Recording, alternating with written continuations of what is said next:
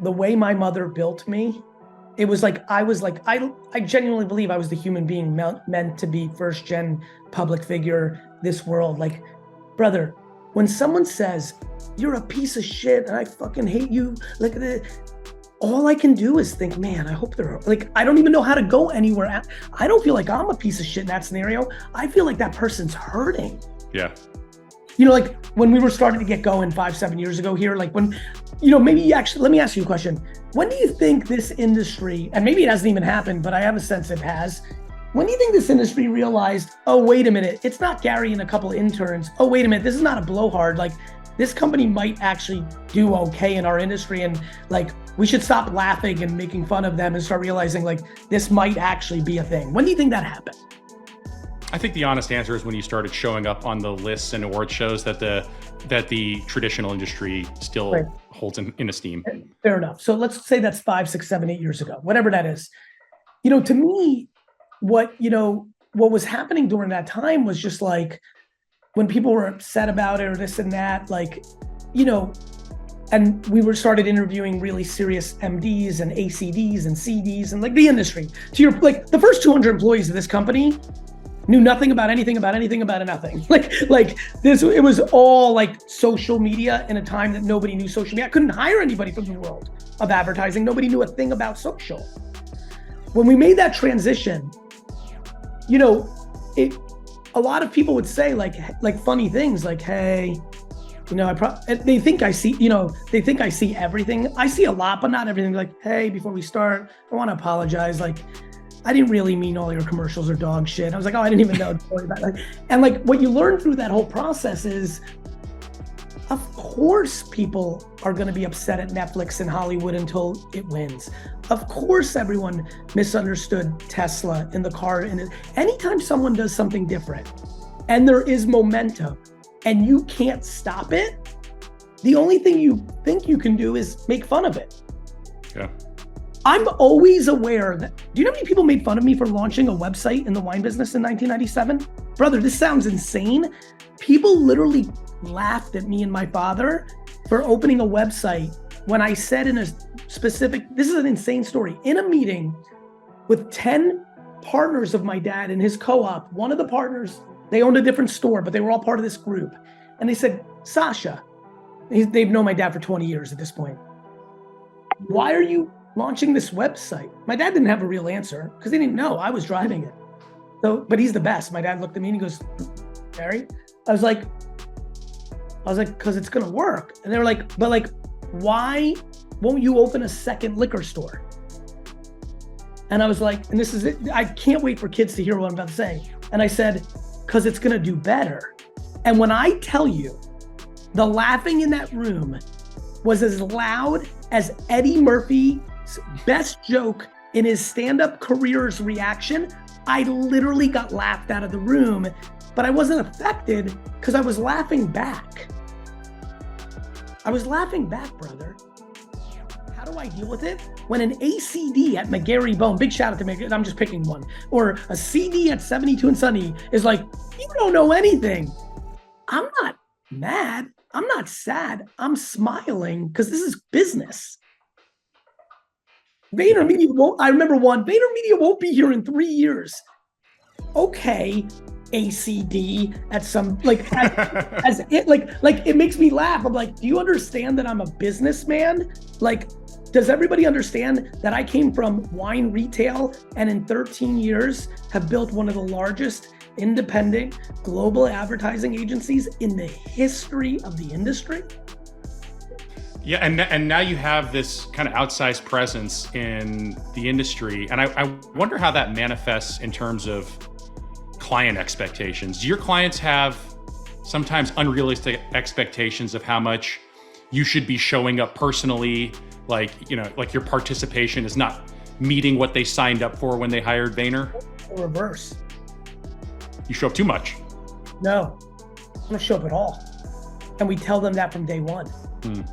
And by the way, maybe in the first 3-4 years, but nobody gave a shit if I showed up. It's like at some level, everybody was trying to figure me and it out for the first 5 years. And by the time they figured it out, we're on year 10 with Pepsi, ABI.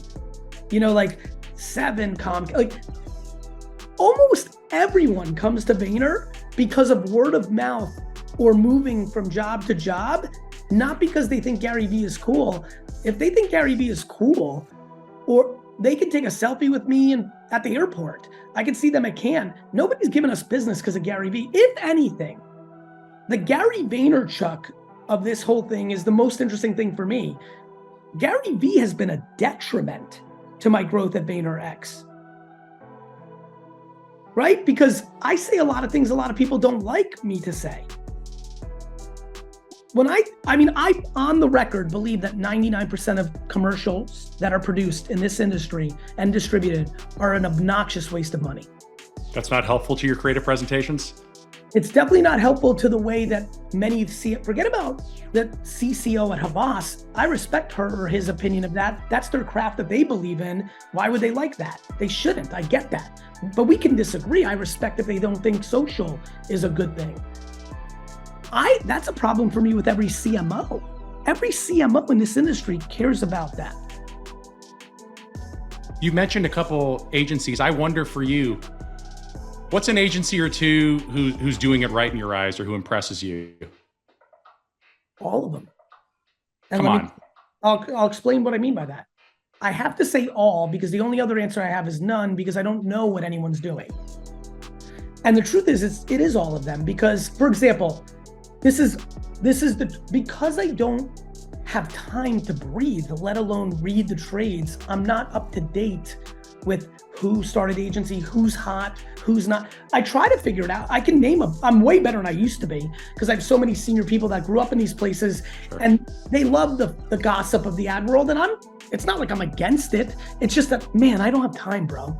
You know, and so to me, first of all, I'm a weird dude. I'm like a sports dude. I want to beat everyone, but I want everyone to win too. It's kind of like, after the game, everyone's hugging, but if you're a diehard fan, you're pissed. Like when the Jets lose a game and they're hugging the Patriots, I'm like, you fucking assholes, don't even talk to them, get in the lock. But in real life, I'm the same. Like when Steve Stout gets a win for translation, I'm like, let's fucking go, Steve. Like I'm pumped. Even if I was in the pitch, of course I want Vayner to get it. What am I, I'm not, who wouldn't? But I have this great, the world is abundant point of view. I don't think anything we lose. We lost a Foot Locker pitch yesterday. I don't know who won, but I have this weird, great energy where I'm like, good for them. Kudos, good. So when I say everyone, I kind of mean it. The problem is I can't speak to it because most of the currency of this industry is based on the industry deciding they made good commercials, not the consumer. And I am super foreign from that. I hate that shit. So right away, I'm in a weird spot because I can't really judge on the only conversations people are having. But anyone who's got customers that are happy with them and who are treating their employees well, I have huge love for. And I'd like to think that that's at some level in pockets happening everywhere. And so that's kind of how I see it. I just don't know who's doing what or how, who's winning, who's on fire. I didn't, full disclosure, I didn't know quite a few of the company, even the companies that were named. But it's not because I think I'm too cool for school. I don't know a lot of shit. I don't know most shit. I spend 100% of my time trying to figure out what humans are doing at scale. So I know what's going on in popular culture, but I don't really know what's going on in the industry. I'm not a B2B guy, I'm a B2C guy. And I think this industry is very B2B focused. Everything's insular. My biggest concern about the ad world is when the creative director when the CCO gets an email from the CEO or the managing director and says, we might be put up for review if we don't have a good creative meeting tomorrow. They've been Steve Kerr-ish for a few weeks, but they come in guns a-blazing when the pressure comes on. I don't need peacetime generals, is what I tell all my leaders. I'm like, of course you're gonna be nice when it's good and easy and we're doubling in revenue. Show me what you do when the pressure's on. Show me what happens when you get a phone call that says we're firing you from the business. Do you then go and just make everybody else feel like shit? Or do you capture all that negativity and reconfigure it in your body and deploy compassion to your team? I think that today, Thursday, April 27th, 3:51 Eastern, 2023, that there are thousands of people in advertising making people feel like shit this exact second. I know this to be true because I talk to everybody. I talk to a lot of people, brother. I talk to a lot of people.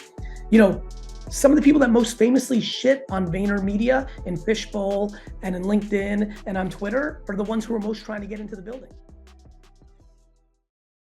I get a lot of DMs. Gary, I want to be good with girls. I'm like, yes, like every young dude. I'm like, yes, yeah. The answer is practice getting said no to. Okay. Like you're not, nothing good's gonna happen if you don't ask. Yeah. But like, you have to get used to rejection. And like everyone's so scared of having girls say, fuck you, you're corny. They think like that's gonna ruin their lives, when in reality, that's the beginning of them being on the track in the other direction. You know, like it's just a subjective opinion. Somebody just doesn't find you attractive or doesn't think you're cool. Like, oh, hey, like you didn't ask out every girl. You didn't think millions of people. There's like 8 billion people, 100%, but you gotta practice. We've really tried to make it like less scary, and in reality, I think we have to make it more scary. Yeah. You know? Get in there. Just have to get practice to be uncomfortable. You know, and it's funny, think about what parents, especially immigrant parents, do with kids. They took big risks, so they want to make it safer for their kid, right? You left the country, you know what I mean? We went all through those huge risks. You know how many people didn't leave Russia when they could, when my family did? They're afraid. Even though they know the Soviet Union sucked, like going to America and being dead poor and not having the government help you a little bit, even though it was a fucked up government, was too scary for some, and they fucking regretted their whole life. Because all the people that came in the 70s, by the time Russia opened up in the late 90s, they all came to America. Everybody else was 15, 20 years ahead of them, and they were starting out like, you know, like, you gotta start practicing to have micro losing. You gotta do shit that makes you uncomfortable. Like take L's. That's, you know, I was even saying in the car over here, like even with sports now, kids are now like picking one sport by like 3rd grade. The one they're good at. Right. Like when I was coming up, like, the best player in football in our team, but he also played basketball and baseball, and he was okay at basketball and like bad at baseball, but that helped him like understand, I'm good at this and not good at this. Now everyone's like, it's just like, I feel like, that's a mistake. Yeah. It's good. I like doing different ones. Right, and the fact that you did 5 helped you.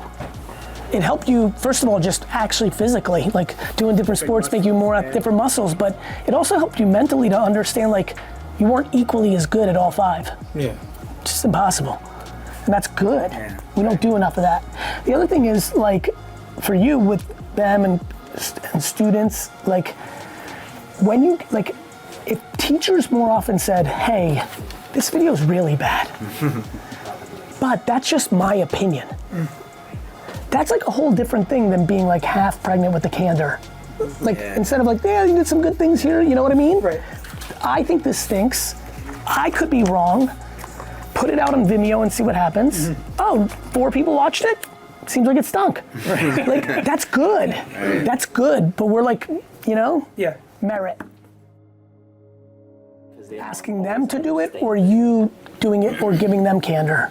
Because you said, the kind candor. Yeah, your parents don't deliver kind candor? It's like they try to, but a lot of times, like even with each other, they always, get into fights with that sort of candor. Yeah. They don't understand that kind candor that you always talk about, and that really resonated with me when you talked about it.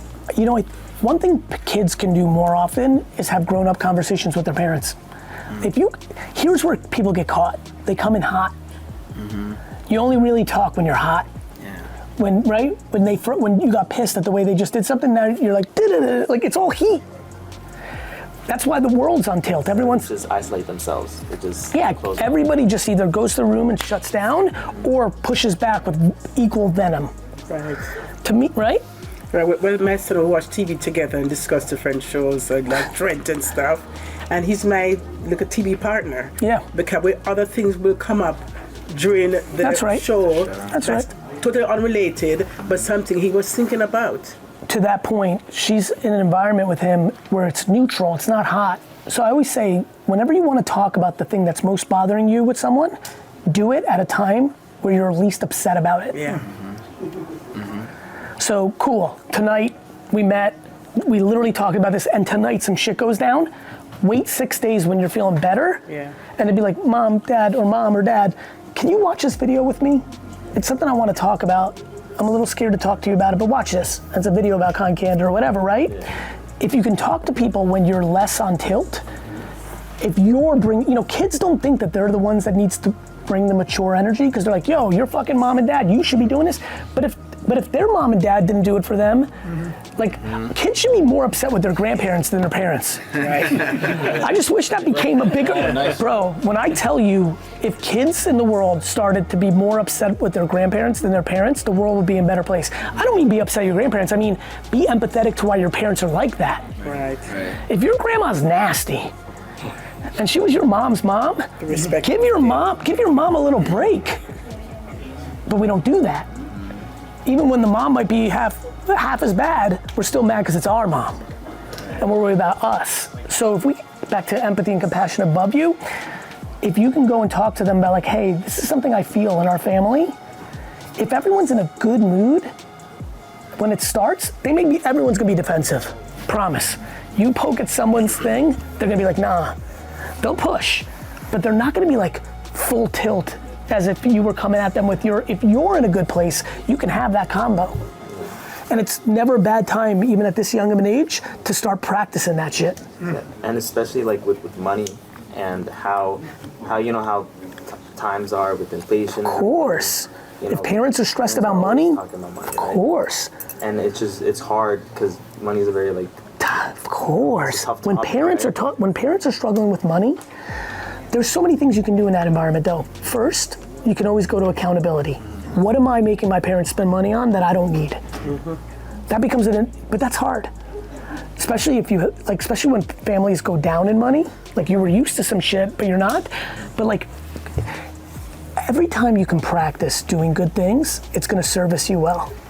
So even if you don't want to stop getting X, Y, and Z that your parents are paying for, and you're like, yo, can you imagine, how old are you?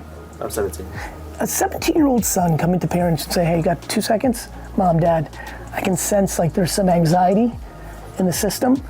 You know how I get $50 for this, or you know how you're doing this, or and again, I don't know everybody's situation. Some kids have nothing that their parents pay for, others have something and everything in between.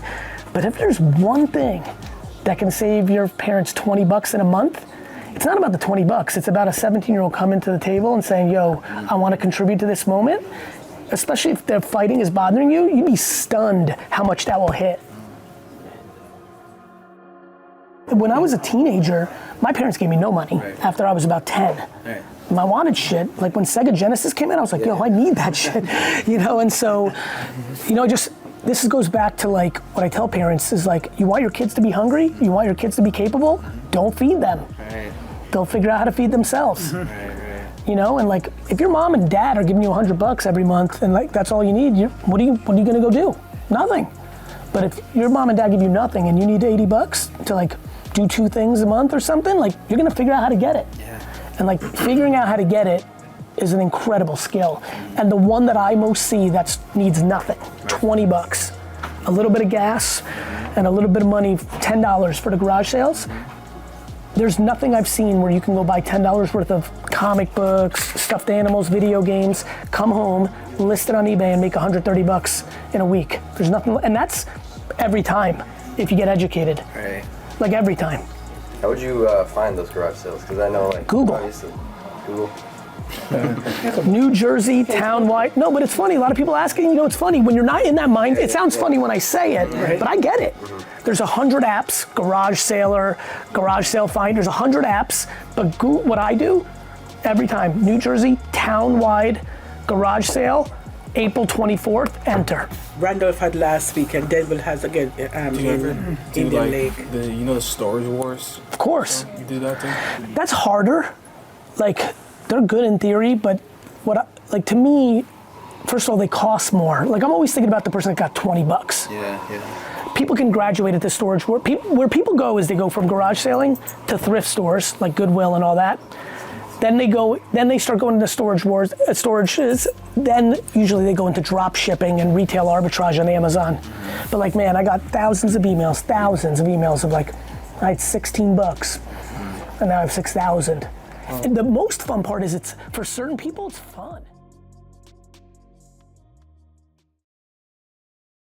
How do you manage, I'm not sure if you deal with this, but how do you manage imposter syndrome when you're trying to break out in Web3? It's a highly competitive space. And on the same note, how do you deal with comparison, which I hate, but it's just a natural kind of feelings at times? You know, imposter syndrome is a pretty word for insecurity. Like, I think we need to kill imposter syndrome as a word because it's putting makeup on something we should get to the root of. How do I deal with insecurity? The same way everyone does. I either push it way down and it becomes a cancer, or I get more vulnerable and over communicate about it, or practice making myself uncomfortable to get over it. I didn't like flying as a kid. I was scared. I fly more than almost anybody now. You know, I struggled with candor my whole life without even realizing it. Once I realized it, I started to address it, so much so I wrote a whole book about it, right? So, you know, I think we have to deal with it head on. Even the concept of imposter syndrome scares me because it makes it a little bit more thoughtful.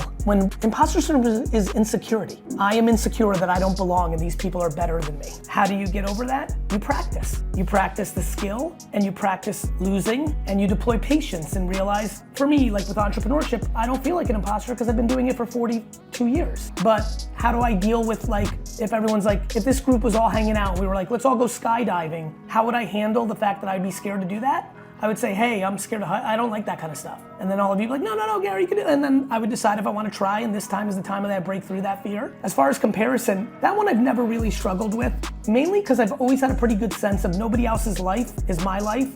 And I also don't think that we know what's going on in people's lives, right? Like, it may look good, but it might not be good, right? And people, you know, I'm a public figure. People have all sorts of judgments on me, but they don't know my truth. And even people close to me don't know fully everything. The only person on this call, for every person that fully knows everything, is you yourself. And so, you know, I just wouldn't compare because there's nothing healthy about it. Comparison is just an action based on your insecurity. Here's, you know what I would say? Here's an analogy that might help you. Do you remember, like, I don't know if you ever had zits or acne? Right. Yeah, of course. Most people, I had some friends that didn't, which was pretty amazing. Anyway, like, you know, in 7th grade, 6th grade, 9th grade, like, you're so worried if you have a massive zit in the middle of your forehead going to school. If you really look back, most people didn't say anything because they were scared about their own zit that day. And the ones that did, they were hurting the most because they were so scared they picked on you, so no, you never picked on them. So I would just, like, deploy compassion on this. Everyone's got shit. Yeah, I have to say, I typically try not to compare.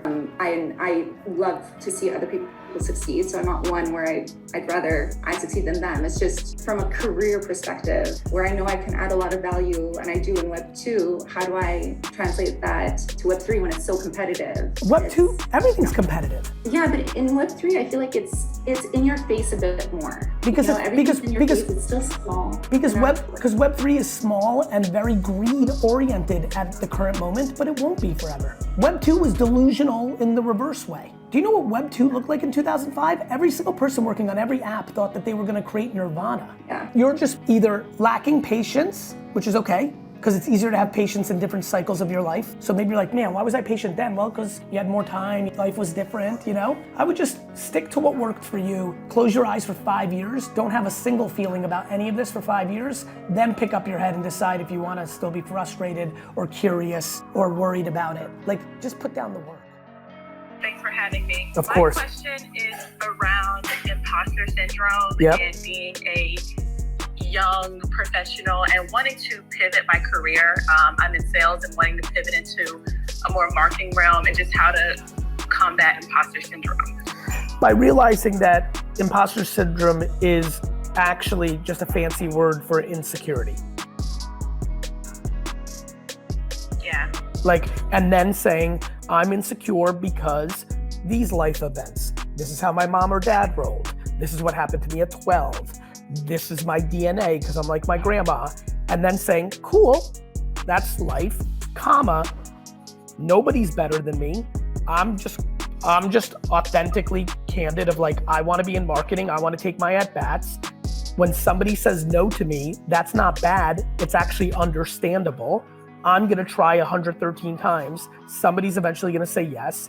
And then I'm going to try. When I'm trying, oh crap, this company didn't set me up for success. I quit, or they fired me. And that also doesn't mean I suck or I can't. I just need to go back to the well, because that's only one example of me getting an at-bat. Self-esteem and self-awareness are the two biggest things that I actually speak about in a million different ways. And so, Kayla, literally, imposter syndrome. Yep. Hello? Yes, I'm here. Oh, good. So, imposter syndrome is just, it's kind of like perfection, right? It's an excuse, and not a bad excuse. It's a packaging. It's a merchandising to make something palpable. You just have to recognize that you have insecurities about this jump, and that's super okay. I have insecurities about being on top of tall buildings. I had insecurities of kissing girls in high school. Like, everybody has insecurities, right? And so that's cool, but it's not gonna change whether it's gonna be good or bad or indifferent. What it is gonna do is make you not do it. And you've gotta realize, much like swimming or riding a bike or kissing someone or making love for the first time, or all the things that we all go through in life, we make them scary in our head, and then they're not scary after you do it. Awesome, thank you. Does that make sense, Kayla? Yes, it does. Like, do you have a sense? Like, does that land? Like, you're like, yep, like that's like, do you get that? I do, because I definitely think it's rooted in insecurity.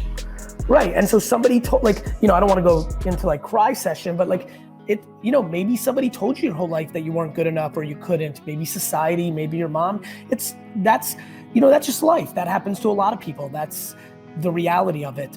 But you have to realize, and for everybody here, all 2,000 of you, right? This is very important. If you think you're shit or you're not good enough or you can't, that was somebody else putting that in your mind. Like it's actually just genuinely not true. Now, that doesn't mean you can do anything, but you need to try, because you actually don't know. You know what I mean, Kayla? Go ahead. Kayla? Hi, Gary. Yes, sorry. I definitely agree 1,000%. It's just kind of going deep into. Like, what's the worst that can happen, Kayla? They say no, you're not good enough, so you go to the next person. It's no different than Dylan earlier. Right.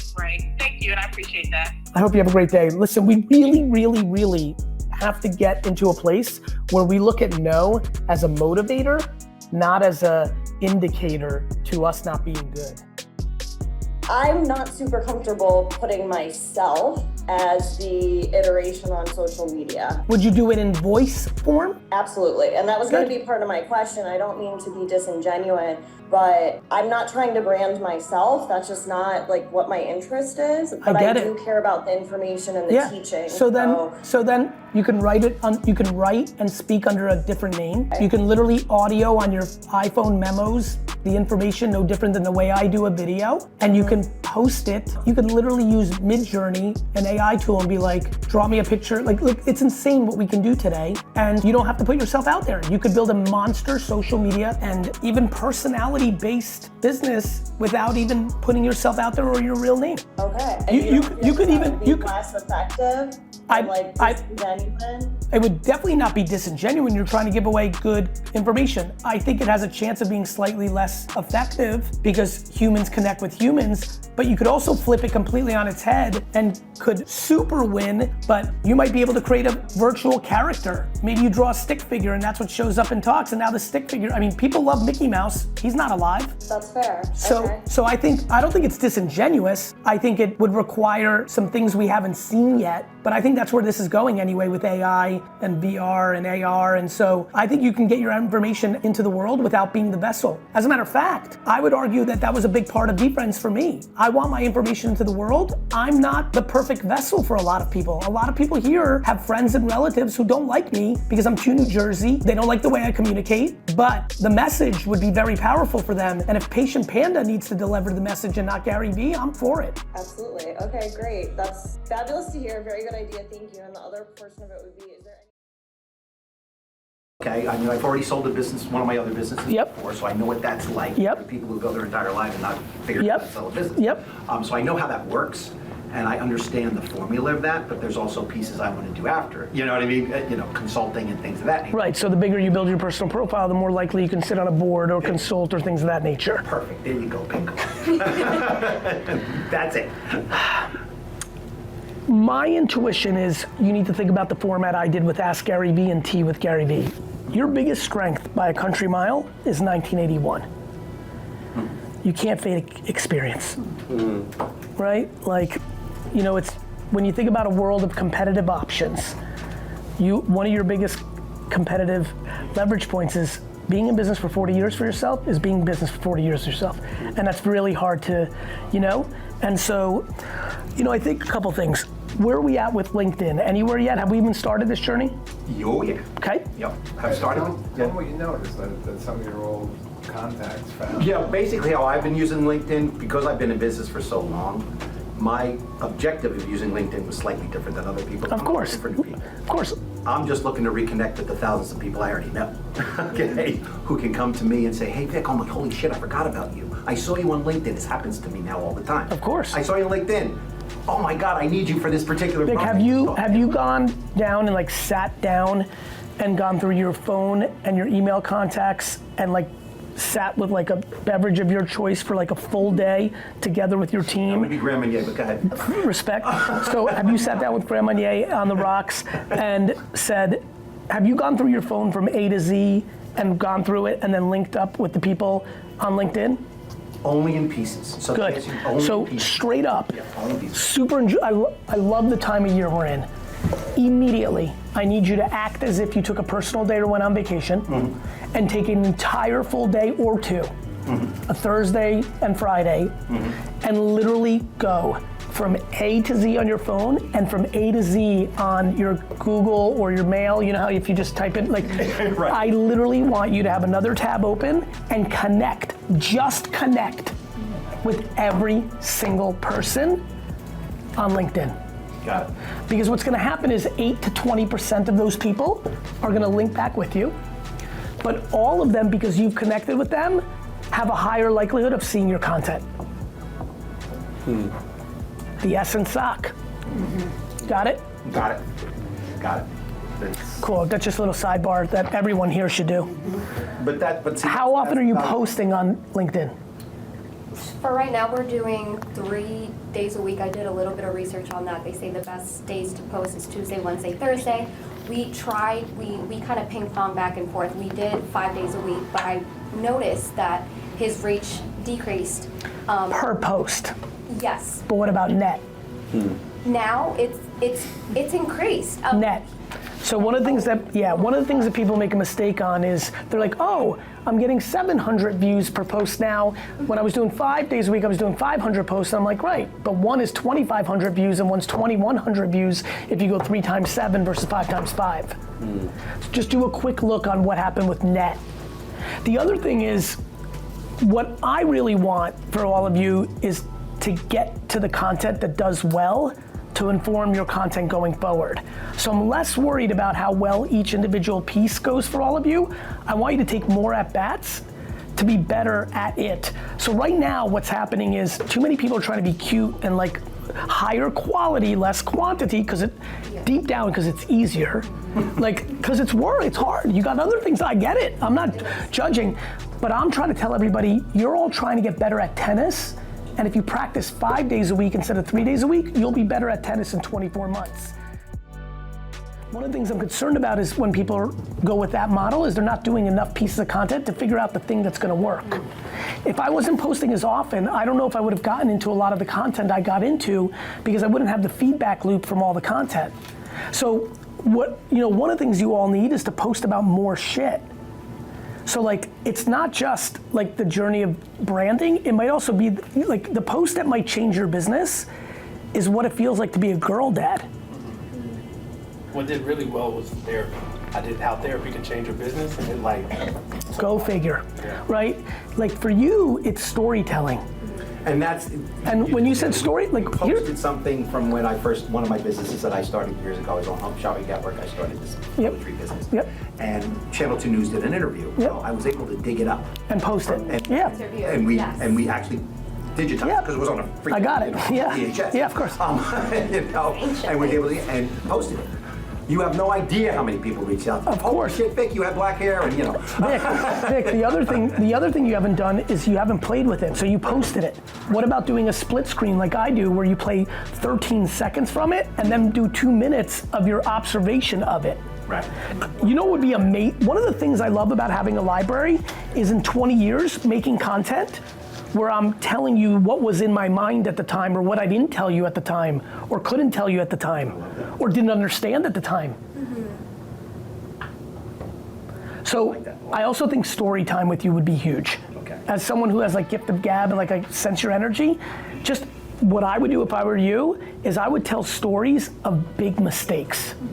Notice it. Well, that's a lifetime. But like, I love telling the story of passing on Uber twice because I overextended myself on an apartment, and see, the one time I overextended myself and didn't live my thesis, it bit me in the ass because I would have made 500 million on Uber if I invested normally like I always did. Like, you've got plenty of stories of and I've always wanted, and I'm probably at that point in my career, and you definitely are, I think the best series that an OG can do is 20-part series on things I said no to that cost me. Because most business people say no, too much. Right. And so like, if you can think about like, and like, this is where it gets fun. This is where maybe like two Grand Marniers on the rocks make you remember shit you forgot about. Yep. Like, you know what I think a lot about? I think a lot about the meetings I didn't take and how they could have been the meeting. And sometimes you just don't even know, but sometimes you do know. And so like, there's some things to talk about there. You talk a lot about like the posting. How do you really create capacity, right? So I do a post a week on LinkedIn, it gets 100,000 views, right? Amazing, great, fantastic, and it's driving a conversation because that's all I want to do. It's not selling the business, it's not talking, it's about the conversation. Yep. So how you talk about, well, hire somebody. right off the top, when I hear that, what immediately my spidey senses are like, she hasn't realized that she is a content creator that happens to have this business. I think me making content is more important than anything. You don't, because you're only posting once a week on LinkedIn. You haven't gone to that perspective of, holy shit, this is that important, which is wildly easy to not see. I get it because I'm old enough to know where this sits. For a 20-year-old coming up the game, like this is like such a big deal. Like it's like the framework. But for a lot of us in this room that did business before this world existed, the thought of being a content, like that's always sounded like a side dish, but it's the main dish. Now, you like me, okay, yes, I figured out that it was the main dish, but I do 15 hours a day work with no content creation. Right. What you need to figure out is the next part of like, how are you gonna make yourself make content? So then, because it's the most important thing, I was like, I'm gonna hire people to work on this. When you think it's the most important thing, you're not scared to spend $100,000 a year on 2 people. Okay. Right? Like for me, and people are like, well, Gary, a lot of my friends are like, that's a lot. I'm like, how much money are you making? What do you want to accomplish? Like, all of a sudden, like I underpay, to this hour, I underpay my salary at my companies because I want the money to keep feeding the company. Right. Right? And so, but again, and then it gets really interesting. All of a sudden, you start, how many employees you have? 22. I am positive on my fucking heart, the 19th, 20th, 21st, and 22nd most important person in the company, if they're not doing something that nobody else does. If they're a second person or a third person or a fourth person that does what the others do, a true content on you person is more valuable than those 4.